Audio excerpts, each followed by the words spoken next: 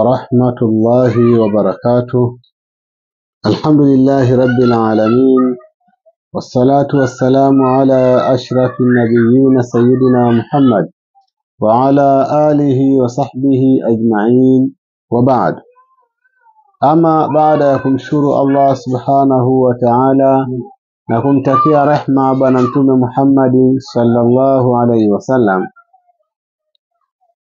tunawakaribisha tena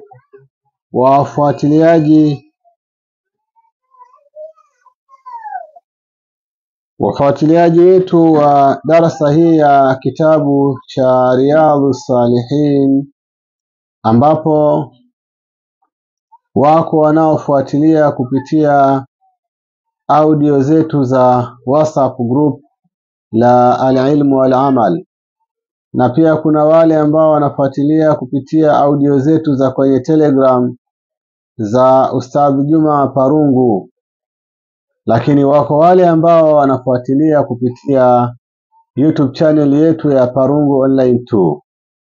Wote kwa pamoja tujumuike katika wasaa huu wa muendelezo wa darasa yetu hii, ambapo tuko katika babu tauba na tumefikia katika hadithi ya Ka'b ibn Maliki, kisa cha kuacha kwenda katika vita ya Tabuk na yale ambayo alikutana nayo baada ya kurudi, na ukweli aliozungumza kwa kwamba yeye hakuwa na sababu yoyote ya kuacha kwenda vitani. Mtume sallallahu alaihi wasallam akasema huyu amesema kweli, lakini basi jambo lake litakuwa kwa Allah subhanahu wa ta'ala. Kwa hiyo baki kama ulivyo mpaka pale ambapo nitapata mwongozo kutoka kwa Allah subhanahu wa ta'ala. Kwa hiyo waliendelea na jambo kama hili. Wakati huo kulikuwa na watu wawili ambao nao wameingia katika mtihani kama huo. Bwana mmoja akiitwa Murara na bwana mwingine akiitwa Hilal. Hawa watu walikuwa nao wameingia katika jambo kama hili. Sasa miongoni mwa hatua zilizoenda, ilifikia mahali hawa watu wakakatazwa kusema na watu, kwamba watu hawatozungumza nao hawa watu. Kwa hiyo wasiwe na muamala na watu wa kimazungumzo, kwa hiyo wako tu wenyewe. Na walikuwa hivyo kiukweli, hali ambayo ilikuwa ngumu. Anasimulia bwana Ka'b kwamba wakati mwingine alikuwa anaenda msikitini, kwenye msikiti wa Mtume sallallahu alaihi wasallam. Akafika akamkuta Mtume sallallahu alaihi wasallam, akamsalimia, lakini hana majibu ya uhakika ya kwamba ameitikiwa salamu yake ama hapana. Na hapo huwa akaswali swala iliyo karibu na Mtume sallallahu alaihi wasallam, lakini akiswali yeye anamtegea Mtume sallallahu alaihi wasallam, anamwangalia akiwa yuko serious na swala, na yeye anamwangalia. Bila shaka anatafakari, huyu amekuwaje jamani, amepatwa na lipi? Kwa sababu tarehe yake inajulikana bwana Ka'b. Ama yeye akimwangalia Mtume naye anajishughulisha na mambo mengine. Hali hii ilikuwa ngumu sana kwake. Siku moja akaamua, kwa sababu kwa kupiga hodi nyumba ya mtu sio rahisi, akaifunguliwa, akapokelewa. Akaamua kuparamia ukuta wa Abu Qatada, na alifanya hivyo kwa kujiamini, kwa kuwa alikuwa ni ndugu yake, ni mtoto wa ami yake. Alipoparamia hapo akamsalimia bwana Abu Qatada, lakini kwa bahati mbaya Abu Qatada hakurudisha salamu yake ile. Fakultu, nikasema kumwambia yeye, na hapa ndio mwanzo wa darasa yetu kwa siku ya leo. Fakultu lahu, nikamwambia, ya Aba Qatada, anshuduka billah, na kuomba kwa Allah, hal ta'lamuni uhibbu Allah wa rasulahu sallallahu alaihi wasallam, si unanijua wewe ninampenda Mwenyezi Mungu subhanahu wa ta'ala na mtume wake sallallahu alaihi wasallam. Fasakata, akanyamaza Abu Qatada.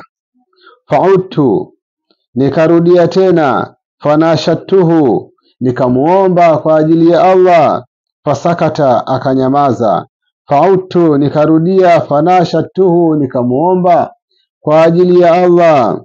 Faqala, akasema, Allahu wa rasuluhu a'lam. Hiyo ni juu yako bana, kama wampenda Mungu, wampenda mtume, ni juu yako. Kwa hiyo Mungu anajua zaidi kama wampenda au humpendi.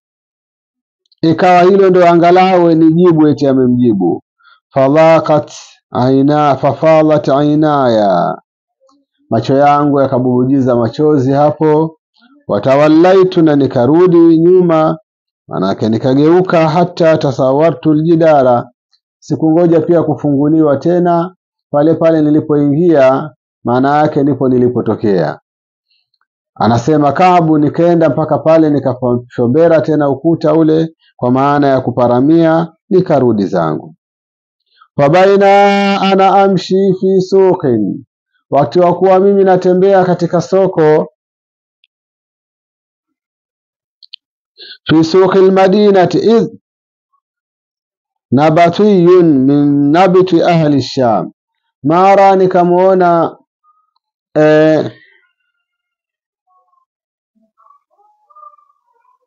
ni mkulima,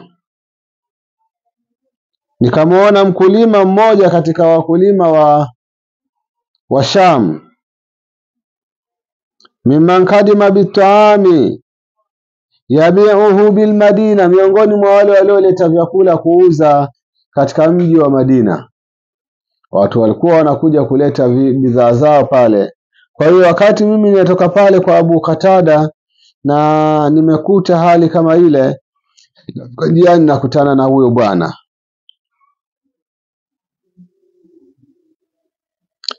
Yaqul, huyu bwana akawa ananiambia, man yadullu ala Ka'b ibn Malik, nani atakayenielekeza kwa Ka'b ibn Malik?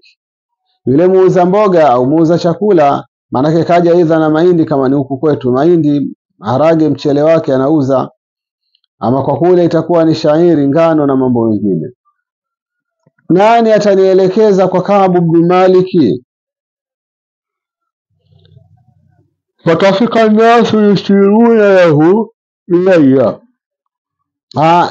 Inaonekana huyu mkulima kabla sijatokea alianza kuliuliza lile swali lake, jamani, atakayenipeleka kwa Ka'b ibn Malik nani? Na shida naye, na shida nimjue, na shida kwa vyovyote vile, lakini akawa yeye anamuulizia Ka'b ibn Malik.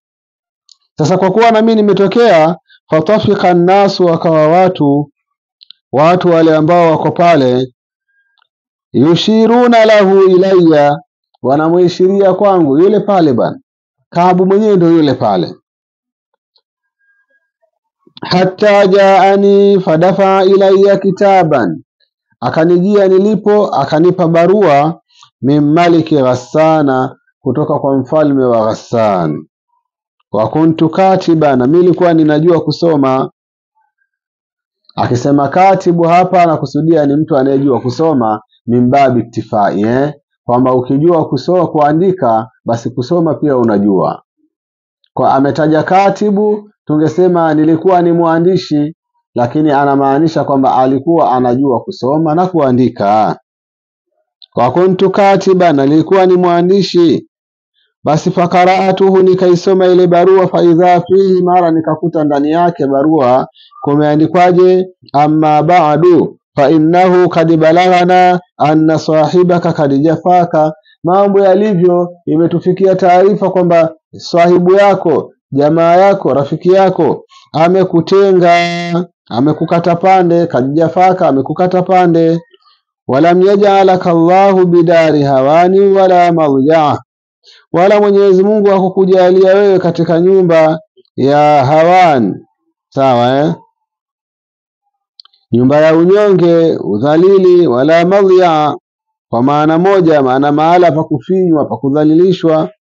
Wewe una sababu ya kuishi katika hali ya unyonge namna hiyo, kama hivyo ambavyo taarifa inatujia.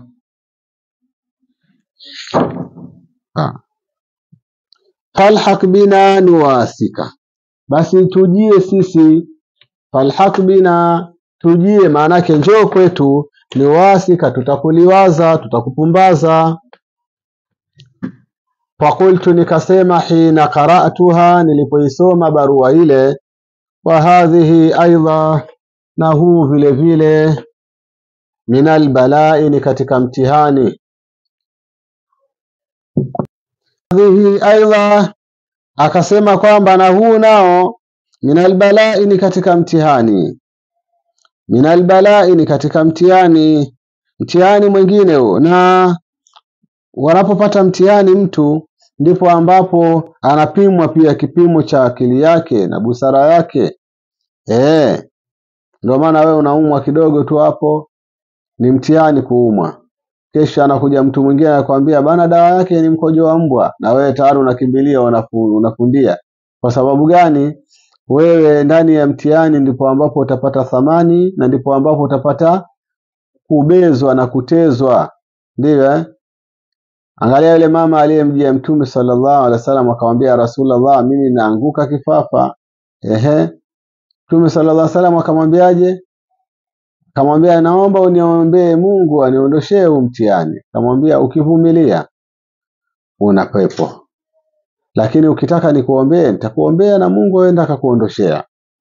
Sasa katika hali kama ile, yule mama alipotajiwa pepo akasema, basi mimi nitavumilia kama hivyo.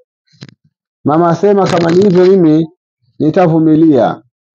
Sasa ndio hapo mwingine tu kidogo, tukijimwiba kidogo kimemkita sio nini, basi aambiwa dawa yake sijui ufanye hivi, tayari ufanye hivi. Angalia basi ile adha unayoipata na hayo matatizo ambayo pengine unaweza kuyapata kwa kutumia dawa au tiba isiyokuwa sahihi.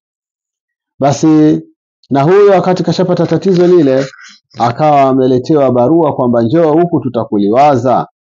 Akasema hapana, huu nao pia vile vile ni mtihani. Sawa Fatayamamtu bihatta nur, nikaikusudia basi ile, nikaikusudia hiyo barua. Sawa Atanura, tanuri linajulikana, tanuri la moto. Fasajjatuha, nikaichoma.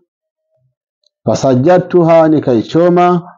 Hatta idha madat 40 min al-50, mpaka zilipomalizika siku 40 miongoni mwa siku 50, kama inavyoelezwa kwamba hali yao hii ya kukaa bila masikizano na watu, bila mazungumzo na watu na mambo kadhaa wa kadha, yalichukua takriban siku 50.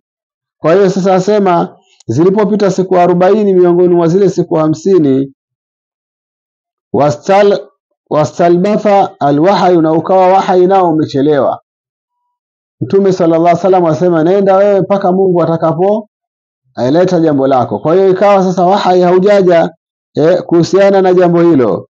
Idha Rasulullah sallallahu alaihi wasallam yaatini, mara mtume wa Mwenyezi Mungu sallallahu alaihi wasallam akanijia. Fakala, akasema, idha rasulillah, wakati mimi naendelea na hali ile ya mgomo, hali ile ya ngumu kabisa, ghafla mjumbe wa mtume wa Mwenyezi Mungu sallallahu alaihi wasallam akanijia, na mjumbe huyo akasema, inna Rasulullah sallallahu alaihi wasallam yaamuruka an ta'tazila imra'ataka, mtume anakuamrisha uepuke mkeo.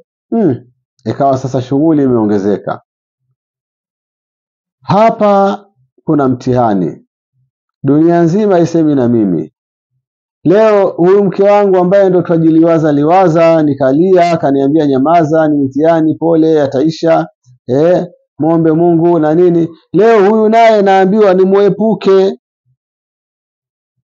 Fakultu, mimi nikamuuliza vizuri huyo mjumbe, utalikuha, ni muache talaka, ama zaafalu, au nifanyeje katika huko kumuepuka mke wangu? Wakala akasema, la, usimwache talaka, bali tazilaha, lakini muepuke, jitenge naye. Fala takrabannaha, usimkurubie.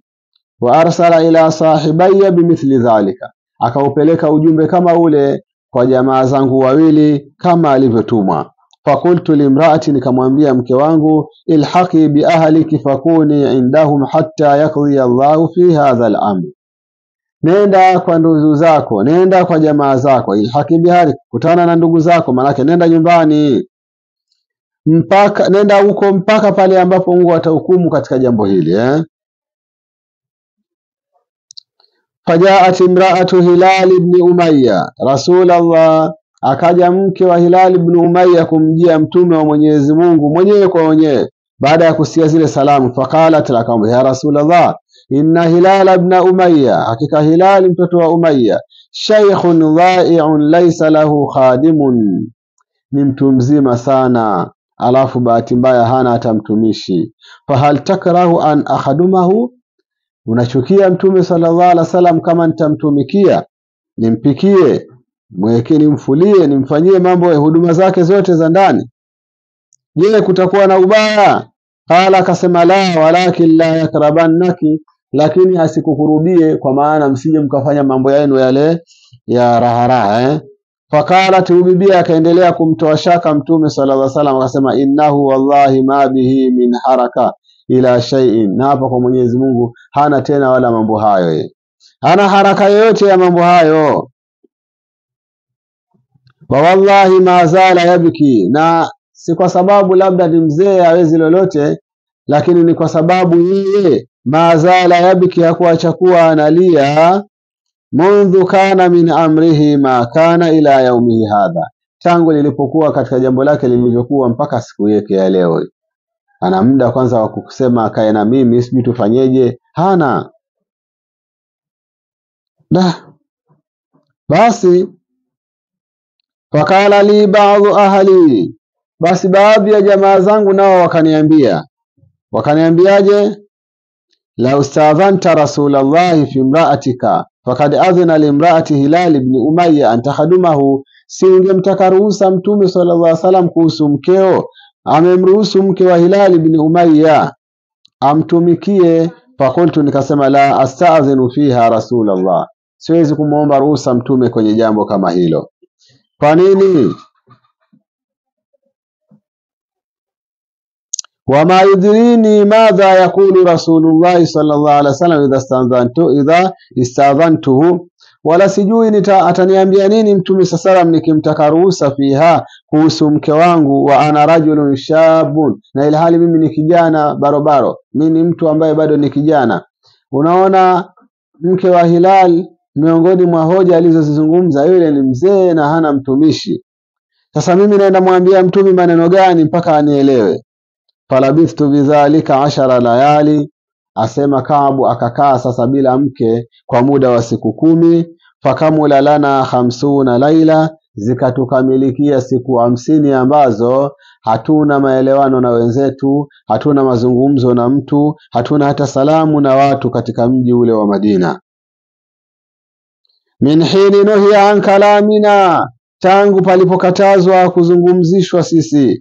Thumma sallaitu salata alfajiri sabaha 50 laila, kisha nikaswali swala ya alfajiri asubuhi ya siku ya 50. Nimeamka siku hiyo nikaswali swala ya alfajiri, nimemaliza. Ala dhahari baiti, nyumbani kwangu, baiti min buyutina, maana kwenye nyumba miongoni mwa nyumba zetu. Dhahari yafasiriwa hata katikati, kwa hiyo katikati ya nyumba miongoni mwa nyumba zetu. Fabaina ana jalisun ala alhali allati, wakati wa kuwa mimi ni mwenye kukaa juu ya ile hali ambayo dhakarallahu ta'ala minna, ameitaja Mwenyezi Mungu hali ya kuwa ametukuka kwetu sisi. Hali gani hiyo? Qad dhaqat ala nafsi wa dhaqat ala al-ardh alayya ardu wa dhaqat alayya al-ardu bima rahabat, nasema wa dhaqat bihim al-ardu wa dhaqat alayhim al-ardu bima rahabat, ardhi ikawawia finyo pamoja na upana wake. Sawa, na kweli kuna wakati ardhi inaweza ikawa finyo wakati ni pana. Sawa, kukipatikana sababu tu, basi ardhi pana inakuwa finyo na finyo inakuwa pana. Ndio asema msemaji mmoja, samul mikhyati ma'al ahbabi maidanu, tundu ya sindano wakikutana wapenda nao ni uwanja, kama unavyouona ule uwanja wa kule kwa Mkapa. Hapo watu walipokaa kwenye tundu ya sindano, bado kila mmoja anamuona mwenzake yuko mbali, pia amwambia sogea huku karibu. Wamezoeana, wanapendana, basi hawaoni kero. Lakini mwingine asema katika muktadha huo rahbul falati ma'al a'da'i niranu, ndo asema ule upana wa mawanja, mbuga alfalati ni mbuga hapa na huko, pamoja na ule upana wake, lakini wakiwa waliokuwa hapo ni maadui, hakuna jambo. Ni kama watu wamekaa kwenye kijichumba kidogo bana, mbona wankanyaga, mbona muona mmoja yuko kule, mmoja yuko huko, lakini wankanyaga wewe. Ukizungumza wapiga makelele bana, mimi na mambo yangu hapa, mtu yuko huko. Lakini ikiwa ni watu wapenda nao, yale mazungumzo yanazungumza mwenzie, kama yeye alikuwa na jambo afanya, aacha maksudi asapate kusikiliza yule mwenzake. Kwa ala kulli hali, huyu bwana anasema wakati niko katika hali ile aliyoisimulia Mungu, nayo ni hali ya kuwafinyo ardhi pamoja na ukunjufu wake, nilipokuwa katika hali kama hiyo, sami'tu sauta sarihi, nikasikia sauti ya mwenye kupiga kelele, au fa'ala sal'i, sawa juu ya jabali, juu ya mlima anapiga sauti juu ya mlima. Sauti yenyewe inasemaje?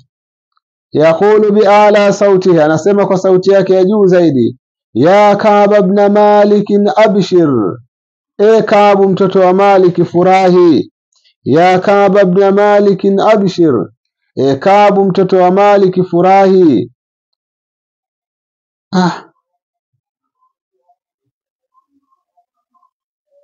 Hapo basi asema fakharatu sajida, nikapomoka hali ya kusujudi, wa araftu annahu qad jaa faraj, mimi nikajua moja kwa moja faraja imekuja. Faadhana Rasulullah sallallahu alayhi wasallam an-nasa bitaubati llahi azza wa jalla alaina, akawatangazia mtume sallallahu alayhi wasallamu watu toba ya Mwenyezi Mungu kwetu, manake kutusamehe Mwenyezi Mungu. Hina salla salata alfajri, wakati aliposwali sala ya alfajri. Fadhahaba an-nasu yubashirunana, ndio watu wakawa wameanza kuja kutupa bishara, kuja kutupa habari njema, kila mmoja anatamani awe wa kwanza kunipa taarifa hiyo. Fadhahaba qibala sahibaya mubashiruna, wakaenda upande wa wale jamaa zangu wenye kufanya nini, wenye kutoa habari za furaha. Warakala ilayya rajulun farasan, na akamtembeza akamharakisha mmoja kwangu mimi, mtu mmoja akamharakisha kwangu mimi farasi. Wasaa min aslama, na akaja mwenye kuja katika kabila la Aslama kibali upande wangu, saa amekuja haraka. Wa aufa ala aljabal, na akanyanyua sauti juu ya mlima. Fakana sautu asra, yule ambaye ni katika Bani Salama aliyekuja juu ya mlima akaanza kutoa sauti yake kubwa, sauti ikawa ina haraka zaidi kuliko yule aliyomtandika farasi wake, akawa anakuja na farasi. Falamma jaani alladhi samitu sautahu, aliponijia yule ambaye nilisikia sauti yake, yubashiruni, ananipa habari za furaha, nazatu lahu thawbaya, nilimvulia nguo zangu, paka sautuhuma, kama nikilemba kile, mona ushali burda ile, basi nikamvisha iyahu bibushrahu, kwa kule kunipa kwake furaha, yani alama ya nini, habari za furaha. Wallahi ma amliku ghairahuma yawmaidhin, na hapa kwa Mwenyezi Mungu nilikuwa sina nyingine siku hiyo.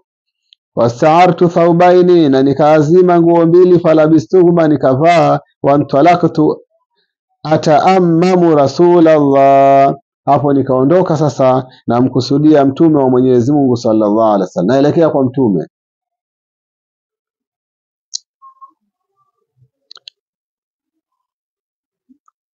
Yatalaqani nnasu, huko njiani wakati namuelekea mtume sallallahu alaihi wasallam, yatalaqani nnasu, ananipokea watu huko njiani, kukutana naye, salamu alaykum bwana, hongera bwana, hani allaka, kama tunavyofahamu faujan, makundi kwa makundi, yuhanniuni, wananipongeza bitauba, kwa kutubia, kwa kukubaliwa toba. Wayakuluna li, na wananiambia litahaniaka taubatullah, pongezi, hongera kwa kusamehewa na Mwenyezi Mungu. Litahaniaka taubatullahi alaika, maana ikupongeze, hongera basi kwa toba ya Mwenyezi Mungu juu yako. Hatta dakhaltu almasjid, paka nikaingia katika msikiti wa Mtume sallallahu alaihi wasallama. Fa idha rasulullah, mara tukamkuta mtume wa Mwenyezi Mungu, jalisun haulahu nnas, ni wenye kukaa kando kando yake watu. Faqama Talha ibn Ubaidillah, akasimama Talha mtoto wa Ubaidillah radhiyallahu anhu, yuharwilu, anakuja haraka, hatta safahani wa hannaani, akanipa mkono na akanipongeza. Wallahi ma qama rajulun min almuhajirina ghayruhu, na hapa kwa Mwenyezi Mungu hakusimama yoyote katika muhajirina asiyekuwa yeye. Fakana Kaabu, basi Kaabu akawa tukio hili la yansaha li Talha, halisahau kabisa tukio hili la Talha ibn Abdillah. Siku zote akikaa nakumbuka siku ile, mimi napata toba ya Allah subhanahu wa ta'ala, nafika mbele ya Mtume sallallahu alaihi wasallam, masahaba wamekaa, Talha ananyanyuka na kuja kunipa mkono na kunipongeza. Wallahi, ama kwa hakika ni kama mtu yeye alikuwa na hamu sana ya mimi kusamehewa, ni kama mtu ambaye alikuwa anaumia sana ile hali ambayo tumepewa ya kwamba tusizungumze na mtu kama huyu. Yule alikuwa anaonyesha kila kitu, pamoja na kuwa kila jambo lina kheri yake na lina maana yake, na hao ambao hawakusimama pia walikuwa na maana zao, na pengine wakizitoa unaweza ukazizingatia, sababu kama mtu mmekatazwa kusema naye, mmekatazwa, sasa yule aliyewakataza yupo, basi subirini yeye awaamrishe, awambie bana, kuanzia leo bana semeni naye kuanzia leo. Kwa hiyo unaweza kujikuta unakurupuka, kumbe umeharibu. La tukadimu baina yaday Allahi wa rasuli, ikafikia mahala kwamba huyu bwana kashasamehewa na Mungu, kwa hiyo basi ni sasa hivi unaweza kuendelea naye, na vitu vya namna kama hiyo Kwa hiyo ikawa bwana Kaabu analikumbuka sana tukio hili Kala Kaabu asema, falamma sallamtu ala rasulillah, nilipomsalimia mtume wa Allah sallallahu alaihi wasallama, qal wa huwa yabruku wajhuhu min as-sururi, alisema na hali ya kuwa unameremeta uso wake kutokana na furaha. Alisemaje mtume?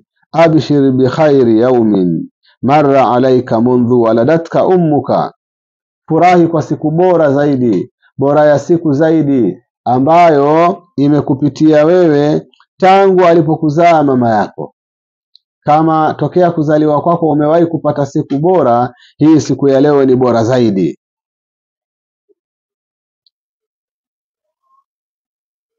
Basi fakultu, na mimi nikasema kumwambia mtume sallallahu alaihi wasallam, amin indika ya Rasulallah amin indillah, ni kutoka mbele zako msamaha huo au kutoka mbele za Mwenyezi Mungu?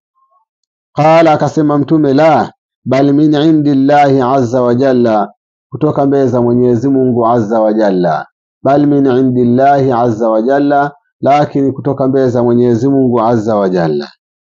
Wakana Rasulullah sallallahu alaihi wasallam, na alikuwa mtume wa Mwenyezi Mungu sallallahu alaihi wasallama, idha surra, akifurahi kwa na jambo lililomfurahisha mtume sallallahu alaihi wasallam, istanara, ilikuwa mtume sallallahu alaihi wasallam istanara wajuhu, uso wake ulikuwa unaangaza, unatoa nuru, hatta kaanna wajhahu qit'atu qamari, mpaka kana kwamba uso wake ni kipande cha mwezi. Wa kunna na'rifu dhalika minhu, na tulikuwa tunalijua hilo kutokana na hilo. Maanake tunalijua la furaha ya mtume kutokana na kuona hiyo hali. Tukimuona na hali hiyo ya kumeremeta uso wake, tunajua leo ana furaha.